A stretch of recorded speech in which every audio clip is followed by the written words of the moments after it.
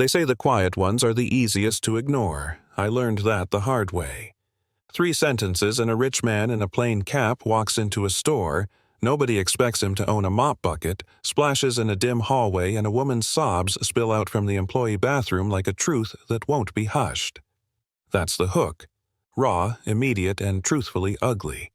And it all starts with a knock. Act 1. The knock and the quiet. Life. My name is Rosa Alvarez. I worked nights at Beacon & Coney for 6 years scrubbing floors, changing light bulbs, carrying boxes that were twice my weight, and I learned how to make my hands keep working even when my heart felt like it might stop. My daughter Lila had a hole in her heart, the kind of thing that makes your stomach drop in the grocery line and makes you call your boss from the car, voice hollowed out with worry. I showed up anyway. I couldn't afford not to. You got bills, you got kids, you keep your head down, that's what you do. Yeah, that happened. The morning the man in the cap walked in, I had just finished rinsing the mop head and my badge, a tiny silver thing that meant I exist in this company, slipped from my hand and hit the tile. It made a small clatter. To me, it sounded like everything. I remember thinking, "Don't start crying now, Rosa." He knocked on the bathroom door, asked if I was okay. I tried to patch my voice together, told him I was fine, but I wasn't, not even close. Act 2. The System and the Sting. His name, as I later learned, was Ethan Cole, CEO of Beacon & Co. But that night he told me he was Jack Rivers, a guy trying to get by. He listened, really listened, and I told him things I had learned to swallow the schedule that changed from one week to the next, the paycheck that made promises, and then quietly took back hours, the insurance that only kicked in if you stayed full-time for 90 straight days, which you couldn't do if someone kept shaving your shifts. It felt like being spit on by fate and told to be grateful for the rain. Kyle Turner was the manager.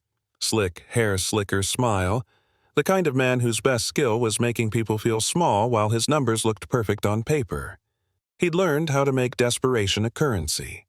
He'd write, "Unauthorized break" on a time card with the same ease some people use to write a grocery list, and presto, hours disappeared. Sometimes he'd call people into his office and speak as if he were giving a pep talk, but it was a cold thing. If you don't like it, there's a line at HR. That line was a lie. HR was a phone tree that never connected to a hearing. You learned fast which rules are real and which are for show. Jack, Ethan, whatever he called himself, saw it.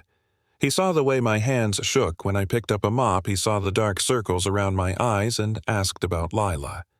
That's when I told him the thing I don't tell strangers, the surgery, the savings I didn't have the nights I counted pills of rice like they were dollars. He didn't say, "I'll fix it," on the spot. He said, "Let me listen." That was enough to pull a thread. He came back as a new hire. Dirty jeans, a fake demeanor that fit the night crew, and I showed him how we survived the nights. We worked in shadows and fluorescent hum, and Kyle patrolled those aisles like a man making war on our dignity. The scenes were small, but rotten. Kyle docking 30 minutes because a floor wasn't perfect, despite time logs proving the opposite. Him announcing that efficiency measures meant one person should now handle what 2 had been doing, the way he'd laugh when someone hinted at medical bills. The cruelty was procedural, paper and policy and a wink, and that made it smart and dangerous. Ethan collected evidence like a surgeon collects samples. He recorded Kyle's calls. He watched him log phantom hours into a ghost account. Some B. Turner, who never stocked a shelf, but showed pay stubs on Beacon's ledger. He found times when sick days vanished, when benefits were toggled off with a single keystroke, and worst of all, he found the confession. A phone call where Kyle laughed about how he made corporate think efficiency was up, while he took hours from people who needed them to live. Hearing him explain us like we were broken toys, that's the moment something in me shifted from hollow to hot. Act 3. The Confrontation and Aftermath. Confronting. Kyle wasn't a dramatic movie moment at first. It was a slow-burn scene, set in the fluorescent brutality of a midday staff meeting.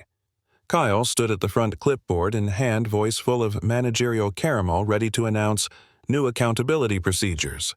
He said it like he cared about numbers. We heard it like a threat. Ethan, no longer Jack, no longer hiding behind a fake name, queued up the recording and let Kyle's own voice do the damage. The room felt like a sealed jar breaking. Kyle sputtered, his confidence evaporating under the weight of his own words playing for the whole crew. "You recorded me illegally," he barked. Ethan's reply was calm, clean. "This state allows one-party consent," he said. "What you admitted to is federal theft." Then Ethan took off his cap, then his jacket, then handed a badge to the worry-clouded room. He was Beacon's CEO, and in that moment the gravity shifted. The aftermath moved fast and slow at once.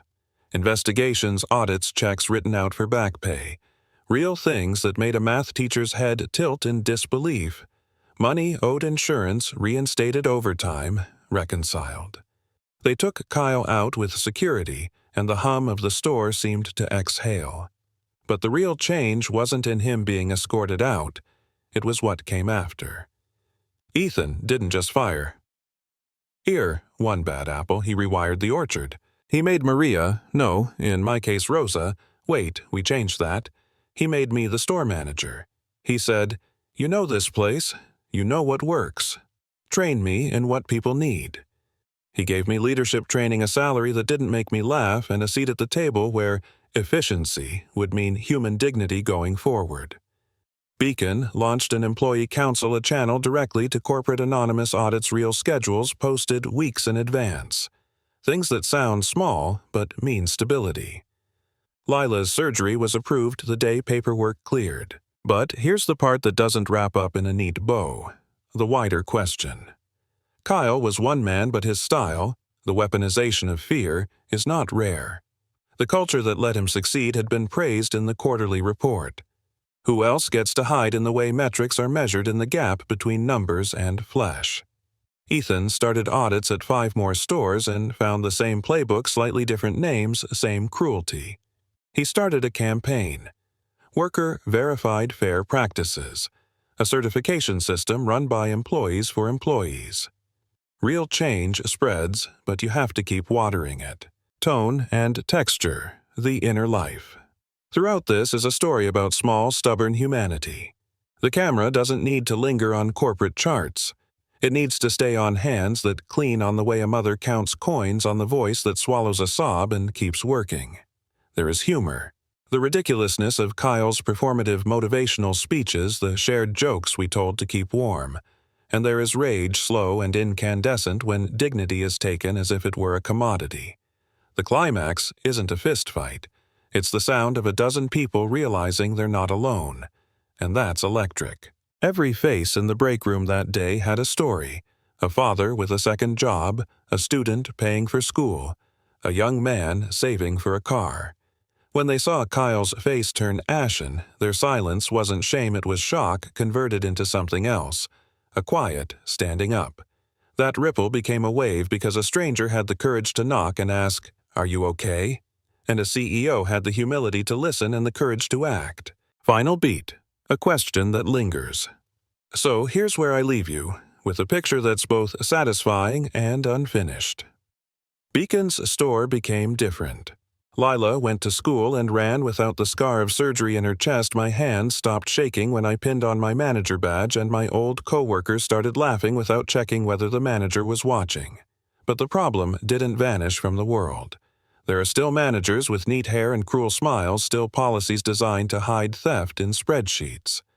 Systems don't reform themselves with one drama. They need steady pressure, constant vigilance, and people willing to say the hard things out loud. Call to action. What do you think? So tell me. What would you do if you heard someone crying in a work bathroom? Would you knock? Would you watch the numbers and believe the chart, or the person whose hands are raw? Drop a comment right now. Tell us about a time you saw injustice at work, or tell us why you think systems let this happen. Argue with me if you must. Is firing one bad manager enough, or do we need to rebuild the whole machine? Share debate, and if this hit you in the chest, share it with someone who needs to hear that sometimes one knock can change everything.